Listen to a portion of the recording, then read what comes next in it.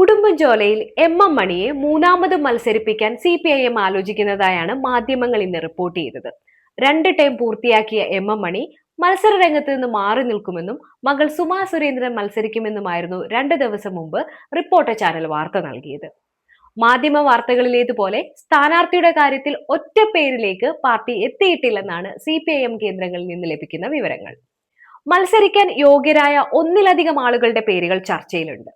CPIM ഉടുമ്പൻചോലയിൽ ആരെ മത്സരിപ്പിച്ചാലും കഴിഞ്ഞ 10 വർഷക്കാലം മണ്ഡലത്തിൽ മണി നടപ്പിലാക്കിയ വികസന പ്രവർത്തനങ്ങൾ മുന്നണിക്ക് മുതൽക്കൂട്ടാകുമെന്ന പ്രതീക്ഷയിലാണ് CPIM ജില്ലാ നേതൃത്വം. പക്ഷെ ഇക്കഴിഞ്ഞ തെരഞ്ഞെടുപ്പിൽ മണിയുടെ സ്വന്തം തട്ടകമായ രാജാക്കാട് ഉൾപ്പെടെ 5 പഞ്ചായത്തുകൾ LDFന് നഷ്ടമായത് പാർട്ടിയെ ആശങ്കപ്പെടുത്തുന്ന ഘടകമാണ്. അതുകൊണ്ട് തന്നെ ജനകീയ MLA എന്ന നിലയിൽ ഉടുമ്പൻചോലയിൽ ആദ്യത്തെ പരിഗണന മണിക്ക് തന്നെയാണ്. മന്ത്രിയായിരുന്ന ഘട്ടത്തിലും പിന്നീട് MLA ആയി തുടർന്നപ്പോഴും വികസന കാര്യങ്ങളിൽ അദ്ദേഹം ചെലുത്തിയ പ്രത്യേക ശ്രദ്ധയാണ് അദ്ദേഹത്തെ ജനകീയനാക്കി നിലനിർത്തുന്നത്.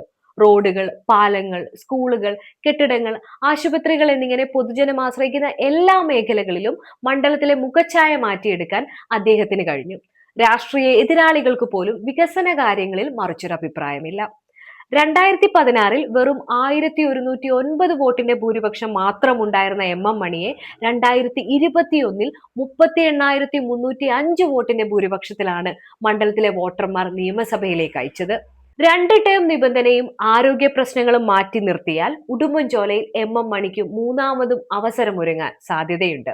സ്ഥാനാർത്ഥിയായി പരിഗണിക്കുന്നവരിൽ രണ്ടാമത്തെ പേര് മുൻ MLAയും CPIM സംസ്ഥാന സെക്രട്ടേറിയറ്റ് അംഗവുമായ KK ജയചന്ദ്രന്റേതാണ്. ഉടുമ്പൻചോലയെ 2 വട്ടം പ്രതിനിധീകരിച്ചിട്ടുണ്ട് KK ജയചന്ദ്രൻ. മണിക്ക് ശേഷം ജില്ലാ സെക്രട്ടറിയായും പ്രവർത്തിച്ചിട്ടുണ്ട്. മറ്റൊരു പേര് മണിയുടെ മകളും നിലവിൽ രാജാക്കാട് ഏരിയ സെക്രട്ടറിയുമായ സുമാ സുരേന്ദ്രന്റേതാണ്. കേരളത്തിൽ ചുരുക്കം ചില സ്ഥലങ്ങളിൽ മാത്രമാണ് വനിത CPIMന്റെ ഏരിയ സെക്രട്ടറി ആയിട്ടുള്ളത്. അതിലൊരാൾ സുമാ സുരേന്ദ്രനാണ്. ജനാധിപത്യ മഹിളാ അസോസിയേഷൻ ജില്ലാ സെക്രട്ടറിയായി പ്രവർത്തിച്ച അനുഭവ സമ്പത്തും ഇവർക്കുണ്ട്.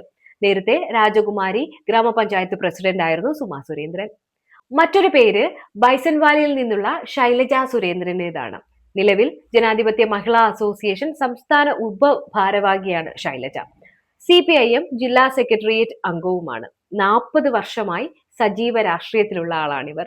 DYFI ജില്ലാ സെക്രട്ടറി രമേശ് കൃഷ്ണന്റെ പേരും CPIM പരിഗണിക്കുന്നതായി റിപ്പോർട്ടുകളുണ്ട്. 23 വർഷമായി SFI DYFI രംഗത്ത് പ്രവർത്തിക്കുന്ന രമേശ് കൃഷ്ണൻ ജില്ലാ ലൈബ്രറി കൗൺസിൽ അധ്യക്ഷനായും യുവജനക്ഷേമ ബോർഡ് ജില്ലാ കോർഡിനേറ്ററായും പ്രവർത്തിക്കുന്നുണ്ട്.